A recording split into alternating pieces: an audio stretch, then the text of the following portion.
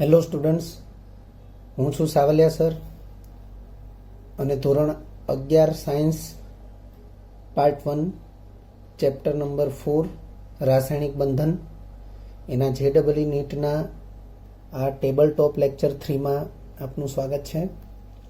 વિદ્યાર્થી મિત્રો, આ લેક્ચરમાં આપણે ધ્રુવીભવન અથવા આયનીય બંધમાં સહસંયોજક ગુણધર્મ એનો અભ્યાસ કરવાના છીએ અને એ ટોપિકમાં ફેઝાનનો નિયમ એનો પણ અભ્યાસ કરવાના છીએ.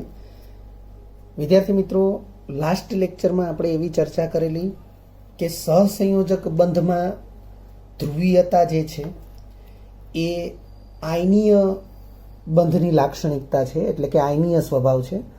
સહસંયોજક બંધ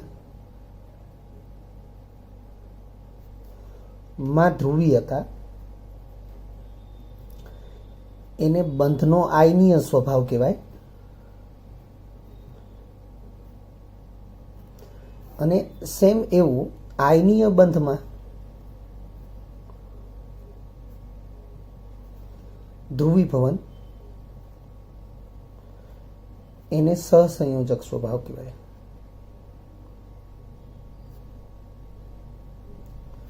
આપણે એમ પણ કહી શકીએ કે આયનીય બંધમાં સહસંયોજક સ્વભાવ એને ધ્રુવીભવન કહેવાય, સહસંયોજક બંધમાં આયનીય સ્વભાવ એને ધ્રુવીયતા કહેવાય. આ રીતે પણ આપણે એને સમજી શકીએ છીએ.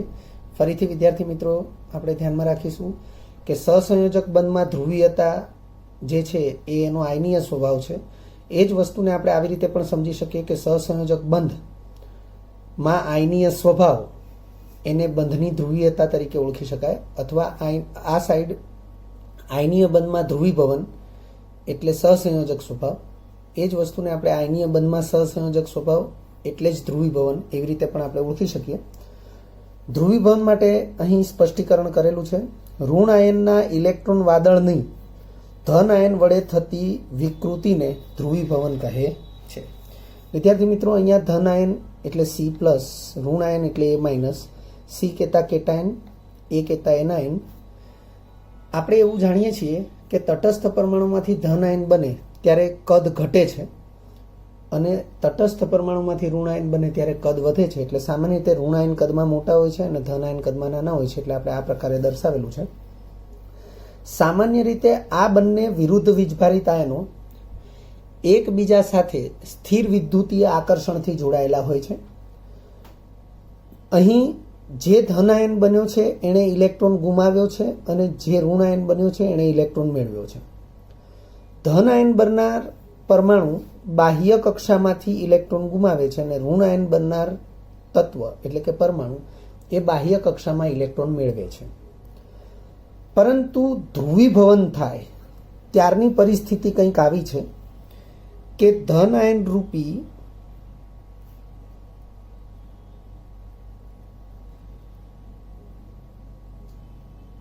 અને આ ઋણ આયન રૂપી બે સર્કલ બતાવેલા છે આપણે. આ ધન આયન એ ઋણ આયનની બાહ્ય કક્ષામાંથી ઇલેક્ટ્રોનને પરત પોતાની તરફ ખેંચવાનો પ્રયત્ન કરે અને ત્યારે ઋણ આયનનું જે ઇલેક્ટ્રોન વાદળ છે એ આ પ્રમાણે વિકૃત બને. એટલે કે પરિસ્થિતિ આવી નહીં, પરંતુ એના બદલે કંઈક આવી. ધન આયન એ ઇલેક્ટ્રોનને ખેંચવાનો પ્રયત્ન કરે એટલે ઋણ આયનનું ઇલેક્ટ્રોન વાદળ એ આ પ્રકારે વિકૃત બને. એટલે આ પ્રકારની વિકૃતિ છે એને વધારે આપણે આ રીતે બતાવવાનો પ્રયત્ન કર્યો છે. તો ફરીથી, ઋણ આયનના ઇલેક્ટ્રોન વાદળની ધન આયન વડે થતી વિકૃતિને ધ્રુવીભવન કહે છે. ધ્રુવીભવન શક્તિની અહીંયા સ્પષ્ટતા કરેલી છે. એનાયનનું ધ્રુવીકરણ, એનાયન કહેતા ઋણ આયન, એનાયનનું ધ્રુવીકરણ કરવાની કેટાયનની ક્ષમતાને, કેટાયન કહેતા ધનાયનની ક્ષમતાને કેટાયનની ધ્રુવીભવન શક્તિ કહે છે. વિદ્યાર્થી મિત્રો, યાદ રાખો કે ધ્રુવીભવન અથવા ધ્રુવીકરણ એ કોનું થાય છે? તો ઋણ આયનનું થાય છે. કોના દ્વારા થાય છે? ધન આયન દ્વારા થાય છે. કઈ રીતે થાય છે? તો ઋણ આયનનું જે ઇલેક્ટ્રોન વાદળ છે એ વિકૃત બને છે. એ વિકૃત બન્યું એને જ ધ્રુવીભવન કહે છે. તો એ વિકૃત બનાવવાનું કામ ધન આયન કરે છે અને તેથી અહીં લખ્યું છે કે એનાયનનું ધ્રુવીકરણ એટલે કે એનાયનના વિદ્યુત વાદળ ઇલેક્ટ્રોન વાદળ ને ધન આયન એટલે કે કેટાયન વડે વિકૃત કરવાની ક્ષમતા એટલે એ શબ્દો આ પ્રમાણે લખ્યા છે એનાયનનું ધ્રુવીકરણ કરવાની કેટાયનની ક્ષમતાને કેટાયનની ધ્રુવીકરણ અથવા ધ્રુવીભવન શક્તિ કહે છે. ધ્રુવણીયતા તો કેટાયન દ્વારા એનાયનની ધ્રુવીકરણ પામવાની ક્ષમતાને ધ્રુવણીયતા કહે છે. સામે અરસપરસ ધ્રુવીભવન શક્તિ કેટાયનની હોય, ધ્રુવણીયતા એનાયનની હોય. ધ્રુવીભવન શક્તિ માટે આવા શબ્દો છે કે એનાયનનું ધ્રુવીકરણ એટલે કે ઋણ આયનનું ધ્રુવીકરણ અથવા ધ્રુવીભવન કરવાની કેટાયનની ક્ષમતાને કેટાયનની ધ્રુવીભવન શક્તિ કહે છે. એ જ રીતે ધ્રુવણીયતામાં એનાથી વિરુદ્ધ લખેલું છે કેટાયન દ્વારા એટલે કે ધન આયન દ્વારા એનાયનની એટલે કે ઋણ આયનની ધ્રુવીકરણ એટલે કે ધ્રુવીભવન પામવાની ક્ષમતાને ધ્રુવણીયતા કહે છે. એટલે ધ્રુવીભવન શક્તિ એ કેટાયનની લાક્ષણિકતા છે અથવા કેટાયનની પ્રોપર્ટી છે અને ધ્રુવણીયતા એ એનાયનની પ્રોપર્ટી છે. સામાન્ય રીતે ધ્રુવીભવન થાય ત્યારે બંને વિરુદ્ધ વીજભારિત આયનો વચ્ચે ઇલેક્ટ્રોનની વહેંચણી થાય છે. ઇલેક્ટ્રોનની વહેંચણી થાય છે એનો મતલબ કે ધન આયને ગુમાવેલો ઇલેક્ટ્રોન અને ઋણ આયને મેળવેલો ઇલેક્ટ્રોન તો એનાથી જ આયનો બન્યા છે. ને હવે શું થાય છે તો ઋણ આયનના બાહ્ય કક્ષામાં રહેલા ઇલેક્ટ્રોનને ધન આયન પરત મેળવવાનો પ્રયત્ન કરતો હોય એવું કંઈક અહીંયા જોવા મળે છે જેને આપણે ઇલેક્ટ્રોનની વહેંચણી થાય છે એવું કહીએ છીએ. ફરીથી સામાન્ય રીતે ધ્રુવીભવન થાય ત્યારે બંને વિરુદ્ધ વીજભારિત આયનો વચ્ચે ઇલેક્ટ્રોનની વહેંચણી થાય છે જેથી આયનીય બંધમાં સહસંયોજક ગુણધર્મ પ્રવેશે છે. વિદ્યાર્થી મિત્રો અહીં આપણે કહ્યું છે આયનીય બંધમાં ધ્રુવીભવન થાય એટલે સહસંયોજક સ્વભાવ દાખલ થશે એટલે લખ્યું છે જેથી આયનીય બંધમાં સહસંયોજક ગુણધર્મ પ્રવેશે છે. આથી ધ્રુવીભવન ચલે છે સહસંયોજક ગુણધર્મ એટલે જેટલું ધ્રુવીભવન વધુ એટલો સહસંયોજક ગુણધર્મ વધુ અથવા જેટલો સહસંયોજક ગુણધર્મ વધુ એટલું ધ્રુવીભવન વધુ. ફેઝાન નિયમ વાસ્તવમાં ફેઝાન નિયમ એ અહીં ખાલી આપણે એનું ઇન્ટ્રોડક્શન લઈએ છીએ તો જો ફેઝાન નામના વૈજ્ઞાનિક દ્વારા સૂચવવામાં આવ્યું કે ધ્રુવીભવનનું મુખ્ય મૂલ્ય તેને અસર કરતા પરિબળોની સંખ્યા પર આધાર રાખે છે. એટલે વાસ્તવમાં તો આ વિધાન એવું સ્પષ્ટ કરે જ છે કે ધ્રુવીભવનનું મૂલ્ય તેને અસર કરનારા પરિબળોની સંખ્યા પર આધાર રાખે. એટલે ધ્રુવીભવનને જેટલા પરિબળો અસર કરે છે એ બધા જ પરિબળોનો સમાવેશ ફેઝાન નિયમમાં થાય. સો ધેટ કે અહીં વિધાન ફરીથી જોઈ લો.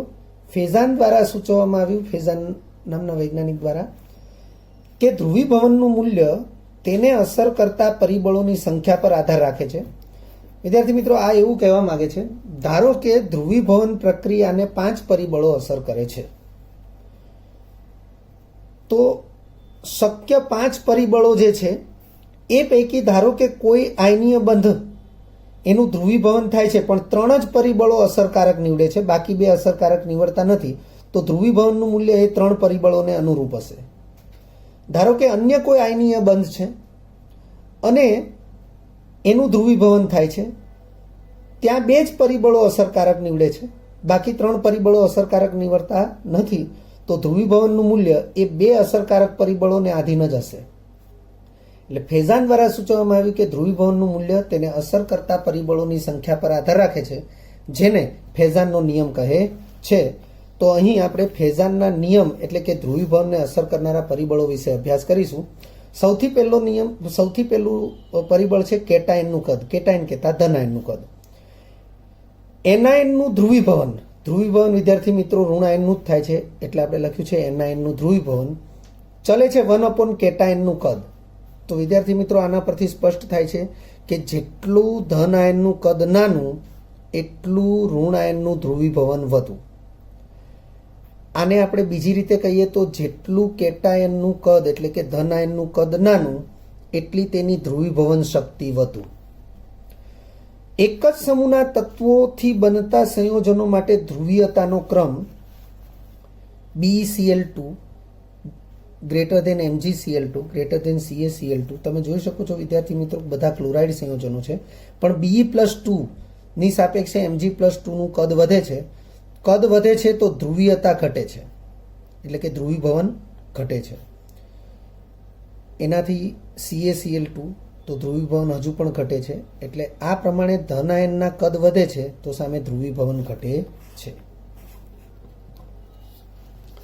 તો લખ્યું છે આ દિશામાં જઈએ એમ કેટાયનનું કદ વધે છે, ધ્રુવીભવન ઘટે છે, સહસંયોજક ગુણ ઘટે છે, આયનીય ગુણ વધે છે. એટલે BaCl2 છે એની સાપેક્ષે SrCl2 એનો સહસંયોજક ગુણ વધારે છે. આ દિશામાં આવશો એમ સહસંયોજક ગુણ વધશે, આ દિશામાં જશો એમ સહસંયોજક ગુણ ઘટશે, આયનીય ગુણ વધશે. એટલે BeCl2 છે એ સહસંયોજક છે, BaCl2 છે એ આયનીય છે. સમૂહમાં ઉદાહરણ લીધા એ જ પ્રકારે આવર્તમાં, જેમ કે આ ત્રીજા આવર્તના તત્વો છે સોડિયમ, મેગ્નેશિયમ, એલ્યુમિનિયમ, સિલિકોન.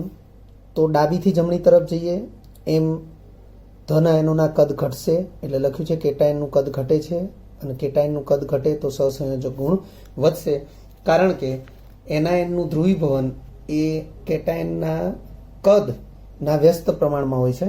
બીજા નંબરે છે એનાયનનું કદ. તો એનાયન એટલે ઋણાયન.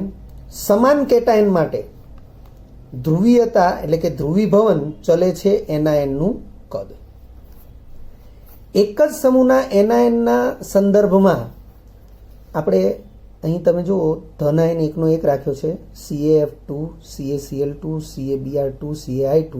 ઉપરથી નીચે તરફ આવીએ એમ ઋણાયનનું કદ મોટું થતું જાય છે. તો લખ્યું છે એનાયનનું કદ વધે છે, એનાયનનું કદ વધે એમ ધ્રુવીભવન વધે, સહસંયોજક ગુણ વધે, આયનીય ગુણ ઘટે. એટલે CaF2 છે એની સાપેક્ષે CaI2 છે એનો આયનીય ગુણ એ ઓછો છે, એવું આપણે સમજી શકીએ. ત્રીજા નંબરે છે કેટાયન અને એનાયન પરનો વીજભાર. ધ્રુવીભવન એ કેટાયન અથવા એનાયન પરના વીજભારના સમપ્રમાણમાં છે. જેમ કેટાયન પરનો વીજભાર વધુ એમ ધ્રુવીભવન વધુ, અથવા જેમ એનાયન પરનો વીજભાર વધુ એટલે કે ઋણ વીજભાર વધુ એમ ધ્રુવીભવન વધુ. દાખલા તરીકે NaCl તો એમાં ધન આયન Na+ છે, MgCl2 એમાં ધન આયન Mg+2 છે, AlCl3 તમે જોઈ શકો છો બધા ક્લોરાઇડ સંયોજનો છે. તો AlCl3 માં Al+3 છે, SiCl4 એમાં Si+4 છે. તો ધન આયન પરનો ધન વીજભાર વધે છે, લખ્યું છે કેટાયન પરનો ધન વીજભાર વધે છે. ધન વીજભાર વધે એમ ધ્રુવીભવન વધે છે, અને ધ્રુવીભવન વધે છે એમ સહસંયોજક ગુણ વધે છે, અને આયનીય ગુણ ઘટે છે. વિદ્યાર્થી મિત્રો, આ ઉદાહરણ એ આવર્તમાં ધન આયનોના કદને અનુરૂપ જે ઉદાહરણ લીધું છે એને સમકક્ષ ઉદાહરણ જ છે. બીજા નંબરે AlF3 તમે જોઈ શકો છો વિદ્યાર્થી મિત્રો, AlF3, Al2O3, Aln. તો અહીં એલ્યુમિનિયમ Al+3 ધન આયન સમાન છે, પરંતુ જોઈ શકો છો F-1, O-2, N-3. તો જેમ ઋણ આયન પરનો ઋણ વીજભાર વધશે એમ ધ્રુવીભવન વધશે. એનો મતલબ કે AlF3 માં જેટલું ધ્રુવીભવન થાય એની સાપેક્ષે Al2O3 માં ધ્રુવીભવન વધારે થશે, એની સાપેક્ષે Aln3 માં ધ્રુવીભવન વધારે થશે. તો લખ્યું છે કે ઋણ આયન પરનો ઋણ વીજભાર વધે છે, ડાબીથી જમણી તરફ જઈએ તેમ ધ્રુવીભવન વધે છે, અને ધ્રુવીભવન વધવાથી સહસંયોજક ગુણ વધે છે અને આયનીય ગુણ ઘટે છે. એનો અર્થ એવો થાય કે AlF3 સૌથી વધારે આયનીય છે, જ્યારે Aln એલ્યુમિનિયમ નાઇટ્રાઇડ કહેવાય, એલ્યુમિનિયમ નાઇટ્રાઇડ એનો આયનીય ગુણ સૌથી ઓછો છે, સહસંયોજક ગુણ સૌથી વધારે છે. AlF3 નો આયનીય ગુણ વધારે છે અને સહસંયોજક ગુણ ઓછો છે. એ જ રીતે ચોથું પરિબળ છે કેટાયનનો ઇલેક્ટ્રોનિક વિન્યાસ. કેટાયન કહેતા ધન આયન, ઇલેક્ટ્રોનિક વિન્યાસ એનો અર્થ ઇલેક્ટ્રોન રચના એવો પણ લઈ શકાય. તો વિધાન આવું છે કે સમાન કદના અને સમાન વીજભાર ધરાવતા બે ધન આયનો પૈકી, હવે આપણે બે ધન આયનો વિચારવાના છે. સપોઝ ધન આયન એ અને ધન આયન બી છે. એક આભાસી નિષ્ક્રિય ઇલેક્ટ્રોન રચના ધરાવે છે. હવે આ આભાસી નિષ્ક્રિય ઇલેક્ટ્રોન રચના શું છે અને વાસ્તવિક નિષ્ક્રિય ઇલેક્ટ્રોન રચના શું છે એ આપણે ઉદાહરણ લઈએ એટલે ખ્યાલ આવી જશે. બીજો ધન આયન છે એ વાસ્તવિક નિષ્ક્રિય ઇલેક્ટ્રોન રચના ધરાવે છે. તો અહીં લખ્યું છે કે સમાન કદના ધનાયન એ પ્લસ અને બી પ્લસ એ સમાન કદના છે. લગભગ સમાન કદ પણ ચાલે, એક્ઝેક્ટ સમાન કદ હોય એવું જરૂરી નથી. સમાન કદના અને સમાન વીજભાર ધરાવતા, બંનેનું વીજભાર +1 છે એટલે સમાન વીજભાર પણ છે. બે ધન આયનો પૈકી એક આભાસી નિષ્ક્રિય ઇલેક્ટ્રોન રચના ધરાવે છે અને બીજો વાસ્તવિક નિષ્ક્રિય ઇલેક્ટ્રોન રચના ધરાવે છે.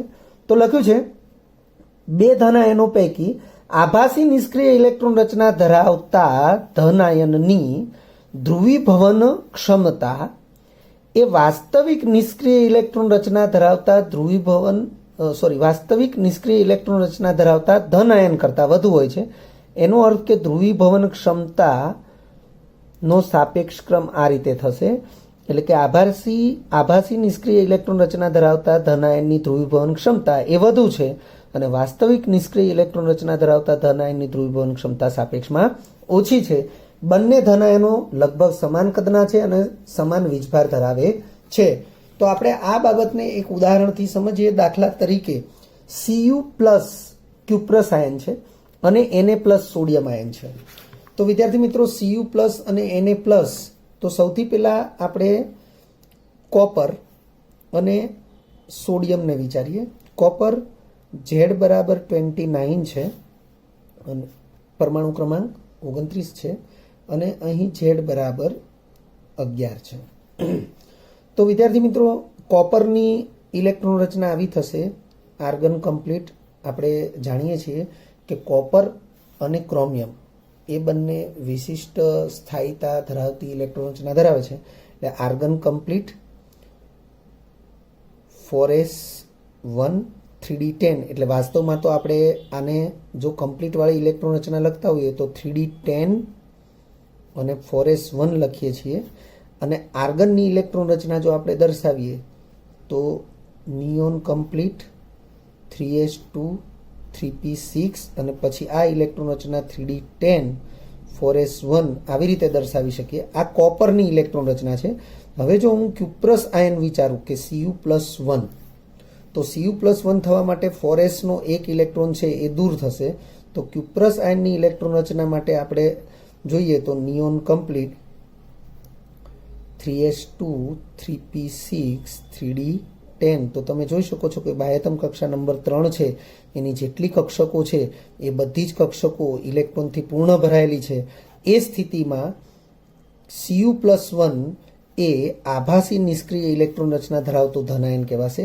જ્યારે સોડિયમ છે એ તટસ્થ સ્થિતિમાં ઇલેક્ટ્રોન રચના આપણે વિચારીએ તો નિયોન કમ્પ્લીટ 3s1 કહેવાશે.